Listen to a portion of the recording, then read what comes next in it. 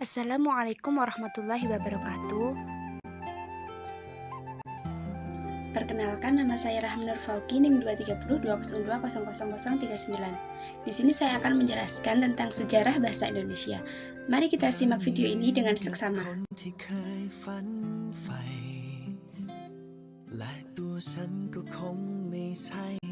Seperti yang telah kita ketahui bahwa bahasa Indonesia merupakan bahasa resmi Negara Kesatuan Republik Indonesia dan bahasa Persatuan Bangsa Indonesia.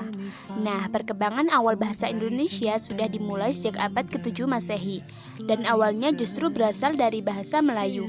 Dalam hal ini, dasar yang dipakai adalah bahasa Melayu Riau, tetapi telah mengalami perkembangan akibat penggunaannya sebagai bahasa kerja dan proses pembakuan pada awal abad ke-20.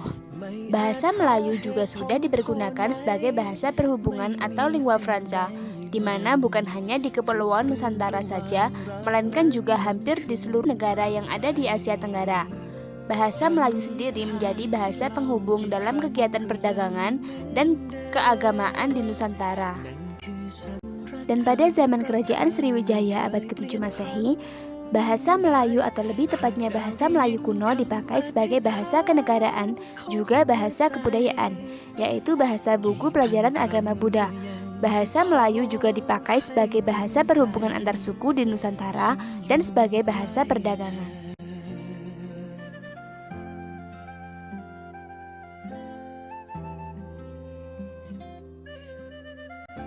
Hal tersebut dapat diketahui dan dibuktikan dari 4 prasasti yang berusia berdekatan yang ditemukan di Sumatera bagian selatan peninggalan kerajaan tersebut. Prasasti tersebut diantaranya adalah prasasti di Kedukan Bukit berangkat tahun 683 Masehi, prasasti Talang Tuo berangkat tahun 684 Masehi, prasasti Kota Kapur berangkat tahun 686 Masehi, dan Karangbrahi berangkat tahun 688 Masehi. Prasasti tersebut bertuliskan huruf Pranagari dan berbahasa Melayu kuno. Pada saat itu, bahasa Melayu yang digunakan bercampur kata-kata bahasa Sanskerta. Sebagai penguasa perdagangan di Kepulauan Nusantara, para pedagangnya membuat orang-orang yang berniaga terpaksa menggunakan bahasa Melayu walaupun dengan cara yang kurang sempurna. Hal itu melahirkan berbagai varian lokal dan temporal pada bahasa Melayu yang secara umum dinamakan bahasa Melayu pasar oleh para peneliti. Nah, untuk perkembangan dan pertumbuhan bahasa Melayu sendiri tampak makin jelas dari peninggalan kerajaan Islam, baik yang berupa batu bertulis seperti tulisan pada batu nisan di Minyetujoh Aceh berangkat tahun 1380 Masehi maupun hasil susastra seperti syair Hamzah Fansuri, hikayat Raja-Raja Pasai, sejarah Melayu, dan lain sebagainya. Bahasa Melayu menyebar ke pelosok Nusantara bersamaan dengan menyebarnya agama Islam di wilayah Nusantara.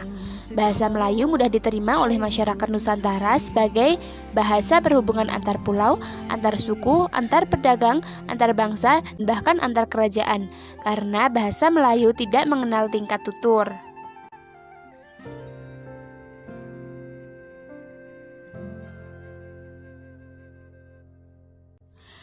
Nah, sedangkan pengakuan bahasa Indonesia secara yuridis berasal dari banyaknya bahasa yang dimiliki bangsa Indonesia di setiap daerah.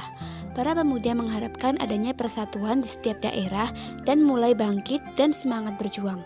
Mereka mendirikan organisasi-organisasi di setiap daerah masing-masing yang kemudian bersatu dengan tujuan mewujudkan persatuan dan kesatuan.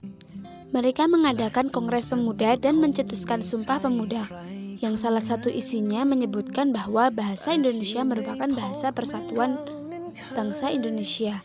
Kemudian bahasa Indonesia sendiri diresmikan atau disahkan dalam Undang-Undang Dasar 1945 sehari setelah kemerdekaan bangsa Indonesia, yaitu pada tanggal 18 Agustus 1945.